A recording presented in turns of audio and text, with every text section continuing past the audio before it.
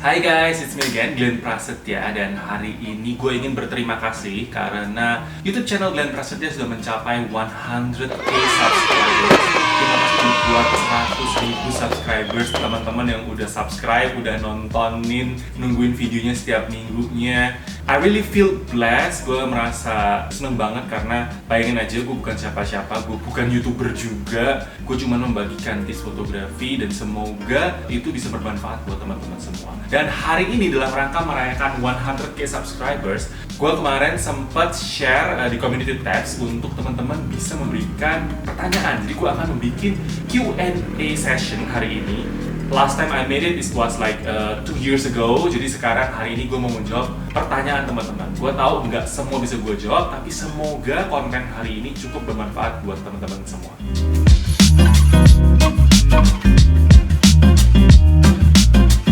Pertanyaan pertama dari Si I Can.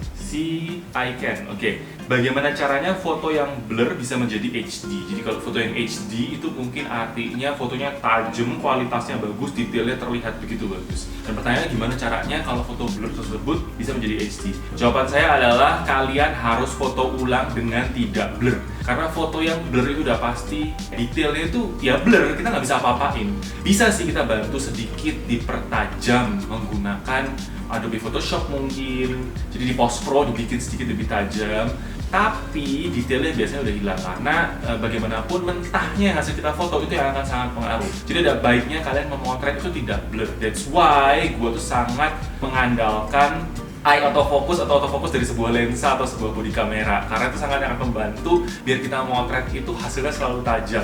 Itu akan memberikan kualitas foto yang lebih baik dan nantinya kalau kita olah itu akan terlihat lebih bagus. Jadi kualitas HD yang kalian ingin capai itu bisa tercapai dengan baik.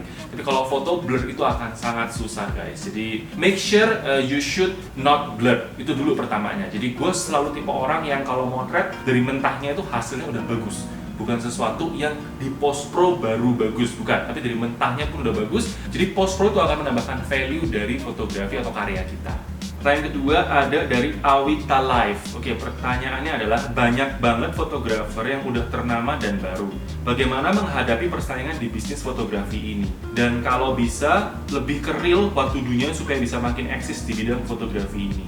Jadi memang di semua industri ya menurut saya, terutama di industri yang mengeksplor talent atau talenta, fotografi salah satunya karena kita menjual jasa, itu pasti akan selalu ada yang namanya fresh blood atau bisa dibilang kayak generasi baru yang bermunculan. Dan gue udah ada di industri ini lebih dari 13 tahun. Bukan waktu yang cukup lama, tapi gue bisa melihat adanya perputaran. Jadi setiap kayak 5 tahun tuh udah ada generasi baru yang muncul. Begitu pula pada saat pertama kali gue masuk ke industri ini, gue adalah young photographers, jadi young blood. Jadi gue bukan tiba-tiba udah ada berada di atas gitu, bukan. Dan pada saat itu ada orang lain yang ada di atas gue, ada orang lain yang menjadi panutan gue pengen karir gue kayak dia deh kurang lebih. Nah itu ada orang lain yang ada di atas gue dan kalau kita melihat semua itu pasti berputar. Jadi itu sesuatu yang sangat normal. Cuman gimana caranya kita punya mindset yang sehat dan bagaimana kita membawa diri di industri ini. Jadi kalau kayak gue pribadi, saat ini gue melihat banyak fotografer muda. Tapi gue udah berhasil menempatkan diri gue kalau di komersial itu spesifik dalam arti daripada saat gue berkarir dulu awal-awal gue memang selalu menajamkan diri kayak gue spesifik doing fashion and beauty, mostly beauty karena beauty yang bisa bayar saya bukan fashion.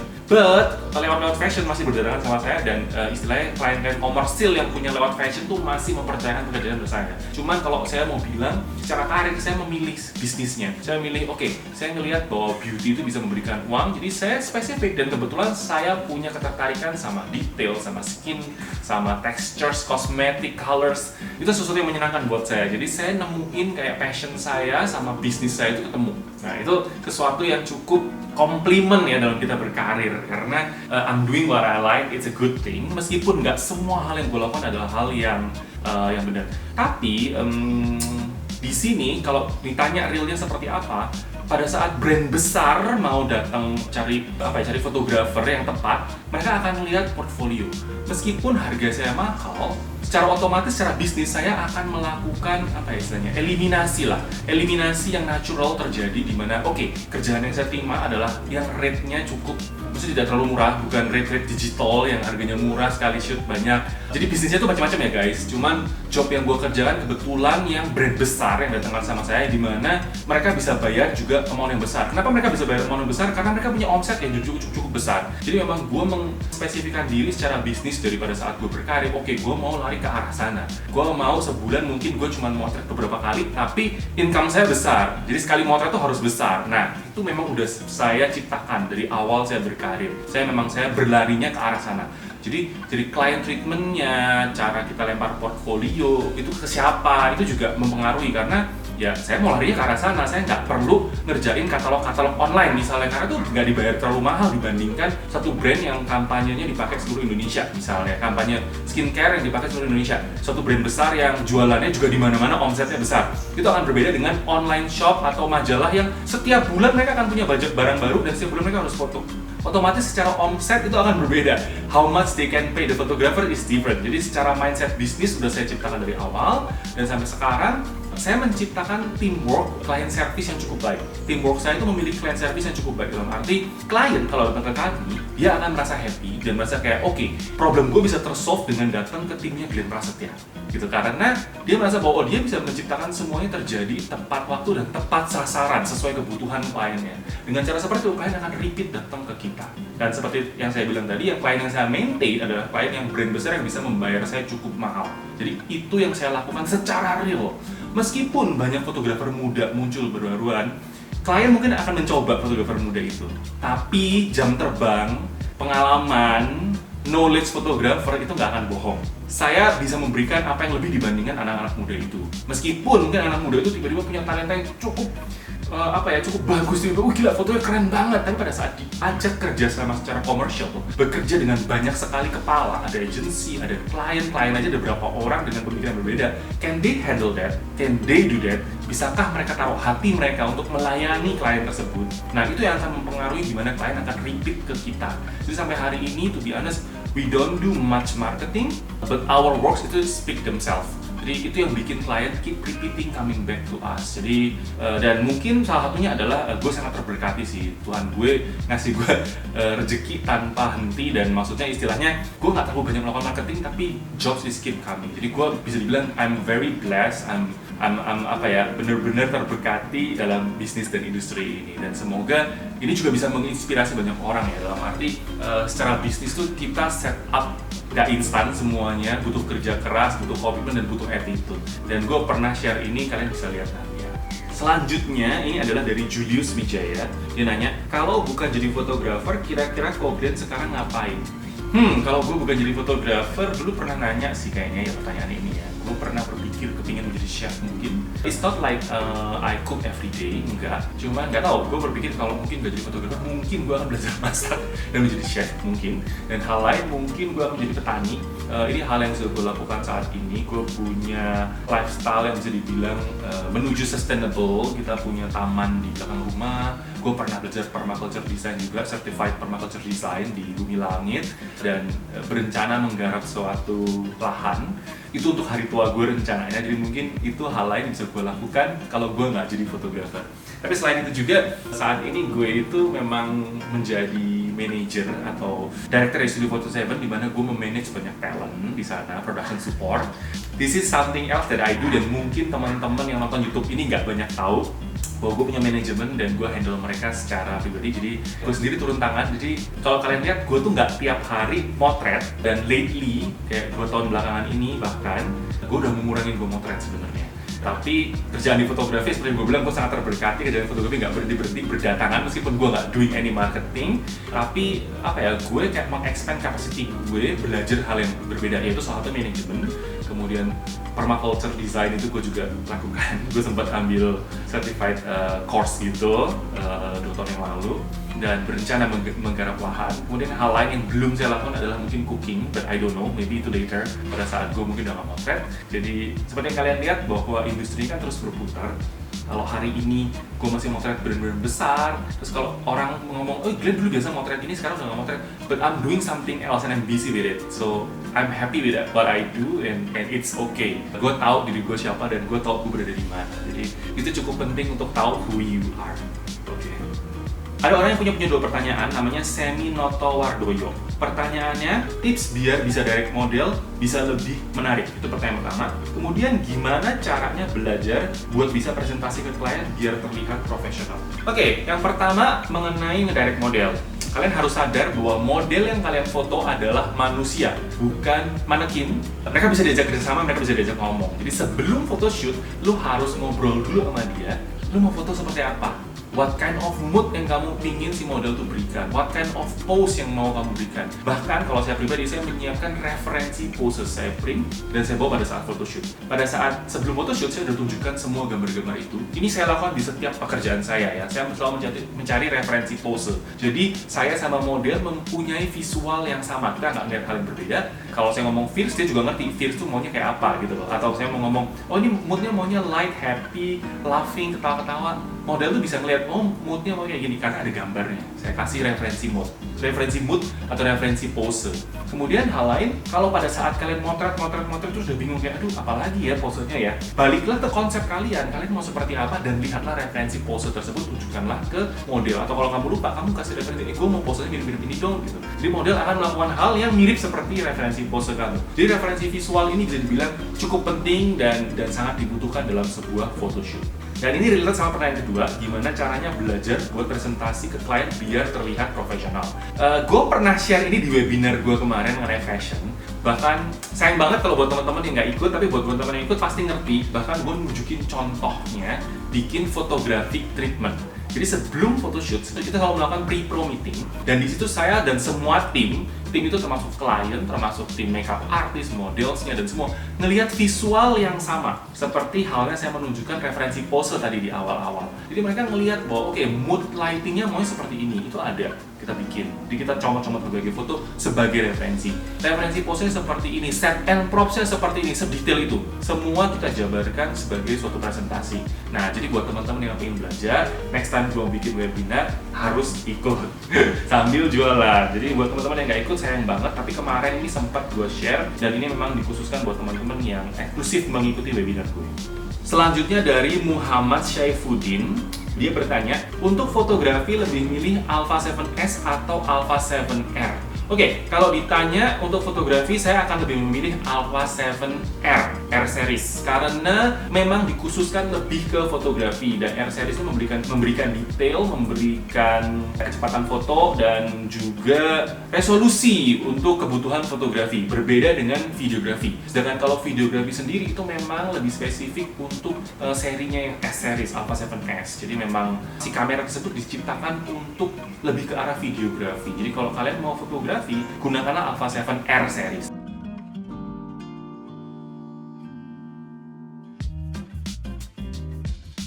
Dan untuk kebutuhan fotografi ini saya menggunakan Alpha 7R Mark IV. Saat ini itu yang saya gunakan karena itu yang paling kompatibel untuk kebutuhan pekerjaan komersial saya. Sedangkan sehari-hari saya menggunakan Alpha 7 Mark III karena cepet banget, udah mirip sama Alpha 7R Mark III at least, dan hasilnya gila banget sih untuk harga yang lebih affordable, tapi hasilnya cukup mumpuni. Pertanyaan selanjutnya, kenapa sih kakak lebih memilih kamera brand Sony daripada yang lain? Oke, jadi sebenarnya gue bukan tipe orang yang loncat-loncat brand, mencoba-coba brand, kemudian gue bukan juga tipe orang yang gadget banget, ngikutin perkembangan gadget segitunya sampai kalau ada yang baru gue pengen beli baru, pengen mencoba yang baru. Enggak, gue bukan tipe orang seperti itu. Gue tipe orang yang menggunakan apa yang gue butuhkan. Dan saat ini gue tuh menggunakan kamera Sony karena ya sebenarnya dulu gue pertama belajar menggunakan Nikon, kemudian pada saat mulai masuk ke digital gue berubah menjadi Canon, kemudian muncullah full frame kamera. Jadi pada saat itu saya didatengin oleh Sony dan disuruh mencoba kameranya. Dan sejak saat itu saya jatuh cinta dengan Sony, dan sampai hari ini saya masih menggunakan Sony. Jadi nggak menutup kemungkinan untuk gue mencoba kamera lain, cuman saat ini gue punya cuma Sony karena kamera bukan hal yang murah ya guys. Jadi nggak semudah itu gue berputar dan mengganti brand. Enggak, cuman karena selama ini ya udah happy aja sih pakai Sony. Tapi kalau brand lain mau mencobakan kamera ke saya dan saya mencoba, I'm open to that, I don't mind. Cuma saat ini memang gue menggunakan Sony, dan apa yang gue suka dari Sony kalau teman-teman nanya adalah teknologi mirrorless-nya di nomor 1 dibandingkan brand-brand lainnya karena dia start duluan. Meskipun brand lain sekarang udah bikin mirrorless, tapi kalau gue lihat teknologinya belum sebagus Sony.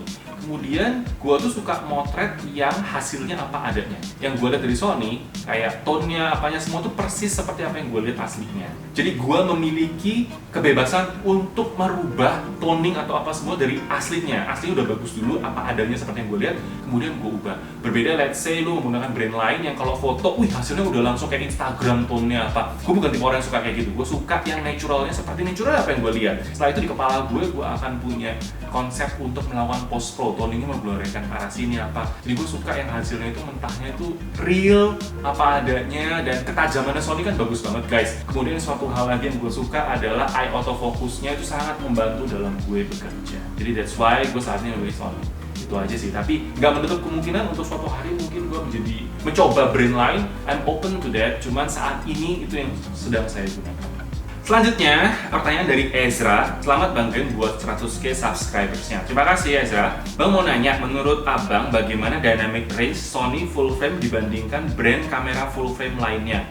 Kemudian apakah dynamic range itu adalah hal yang perlu diperhatikan dalam memilih kebutuhan fotografi? Terakhir, review Sony Alpha 7 Mark II dong Bang untuk pemakaian di tahun 2020 ini. Mau lihat dari sudut pandang Bang Glenn. Terima kasih Bang, sukses selalu dan tetap upload video-video inspiratif. Terima kasih buat pertanyaan, terima kasih buat inputnya juga. Pertama, gue akan bahas mengenai dynamic range Sony full frame dibandingkan brand kamera full frame lain. Seperti yang gue mention sebelumnya, gue belum mencoba brand kamera lain. Melihat sekilas aja, tapi gue nggak pernah mencoba dalam arti mengexperience langsung nih selama kayak 2 minggu gue motret full menggunakan kamera yang berbeda. Itu gue belum lakukan. Jadi gue belum bisa memberikan jawaban yang valid gimana dynamic range si kamera tersebut dibandingkan yang lain-lainnya. Nah, jadi paling mengenai dynamic range dibandingkan brand lainnya itu dulu jawaban gue, karena memang it won't be an honest review kalau gue nggak mencoba langsung. Jadi gue belum mencoba dan gue belum bisa menjawab pertanyaan itu. Tapi kemudian ditanya, apakah dynamic range itu adalah hal yang perlu diperhatikan dalam memilih kebutuhan fotografi? Jawabannya adalah ya.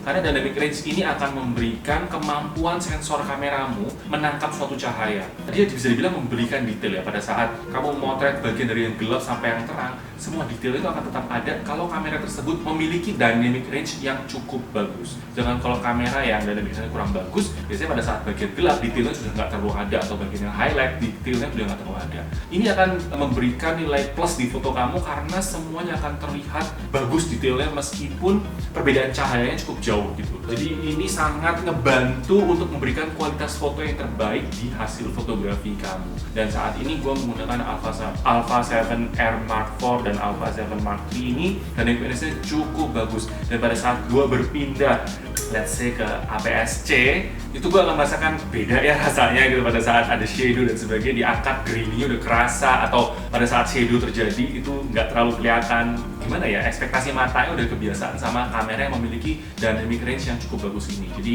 yes, itu sangat mempengaruhi kualitas fotografi kamu nantinya. Kemudian dia punya pertanyaan lain, review Sony Alpha 7 Mark II untuk pemakaian di tahun 2020. Buat gue udah ketinggalan. Ini banyak banget yang nanya Alpha 6000, Alpha 7 Mark II. Mungkin karena promo harganya murah. Memang harga nggak bohong, itu akan mempengaruhi kemampuan untuk kita membeli kamera dan lu akan tergiur untuk beli itu. Tapi buat gue, kalau di kelasnya Alpha 7 ini, belilah Alpha 7 Mark III. Karena pada saat lu pakai Alpha 7 Mark II kemudian mencoba menggunakan Alpha 7 Mark III, kalian akan merasakan Alpha 7 Mark III jauh lebih cepat dibandingkan Alpha 7 Mark II. Jadi kalau buat gue, kalian punya budget untuk beli Alpha 7 Mark II, tunggu sebentar, nabunglah, belilah Alpha 7 Mark III. Nggak usah buang-buang duit lu untuk pakai Alpha 7 Mark II, karena pada saat lu pakai Alpha 7 Mark III, penggunaan bisa akan lebih panjang gitu, karena udah ada banyak perbedaan antara Alpha 7 Mark II ke Alpha 7 Mark III itu.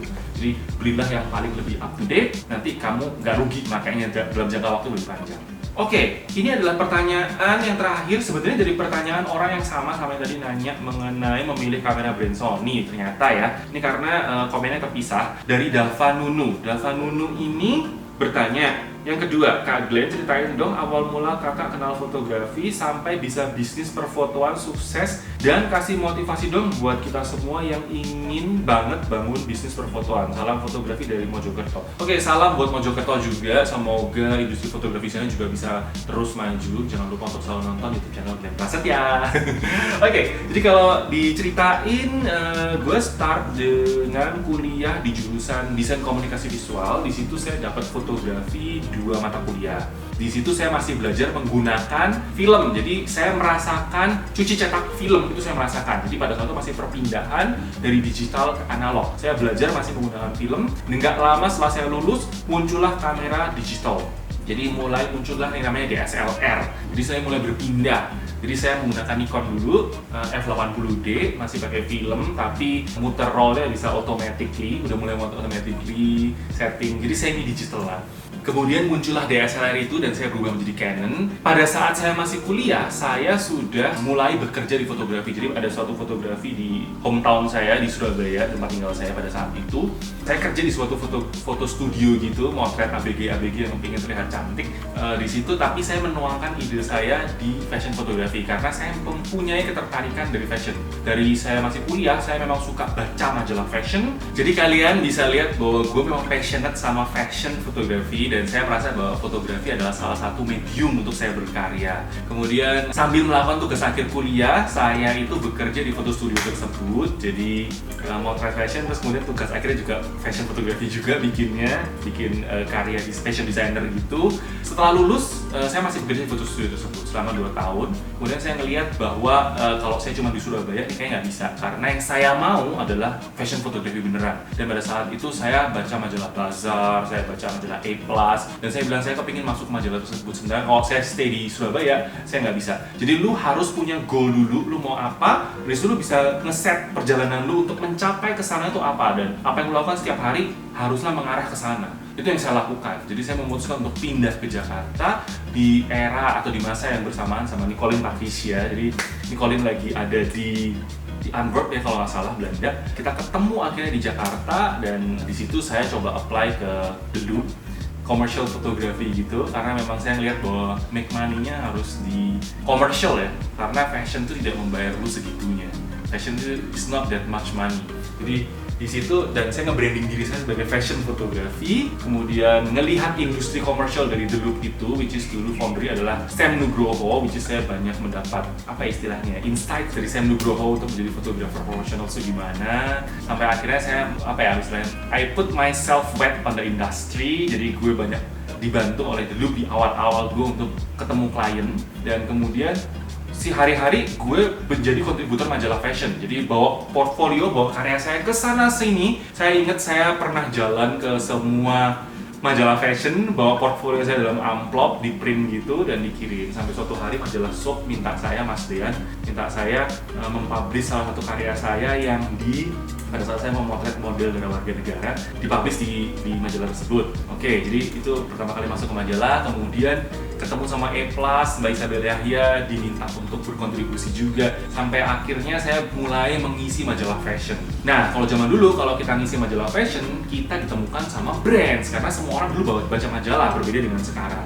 Kemudian brand L'Oreal Paris ngajakin saya bikin exhibition di mana mereka meluncing maskaranya dan menggunakan 3 fotografer muda. Jadi saya di-call sama Julius untuk bikin kayak pameran gitu dalam rangka launching maskara sebenarnya ya. Tapi kita bikin kayak beauty shot atau fashion shots gitu. Dan dari situ brand mulai menemukan saya. Jadi exposure-nya adalah melalui fashion fotografi. Tapi ketemu sama brand-brand besar yang ngerjain komersial. Komersialnya adalah iklan billboard pada saat itu.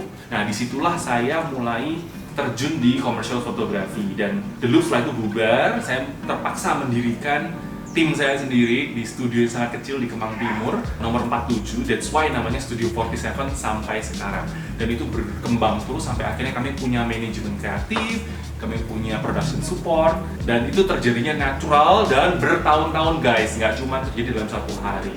Jadi butuh suatu perjuangan untuk mencapai hal tersebut, dan itu butuh kerja keras, butuh komitmen. Dulu saya masih nge-DI foto saya sendiri sampai saya merasa butuh, daripada saya setiap hari motret, besoknya nge-DI 3 hari, habis itu motret lagi, mendingan saya kasih DI artis lain atau punya asisten yang bisa nge-DI, jadi saya besoknya bisa motret lagi akan lebih produktif.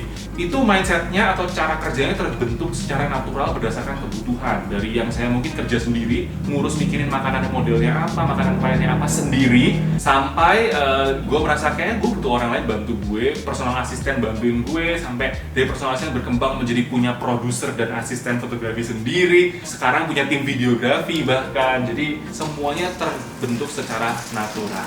Oke, terima kasih buat teman-teman yang udah nonton YouTube channel ini. Semoga Q&A ini juga bisa memberi insights buat kalian. Thank you for watching. Don't forget to like and subscribe to my YouTube channel karena setiap minggu akan ada konten baru. Thank you guys. Bye.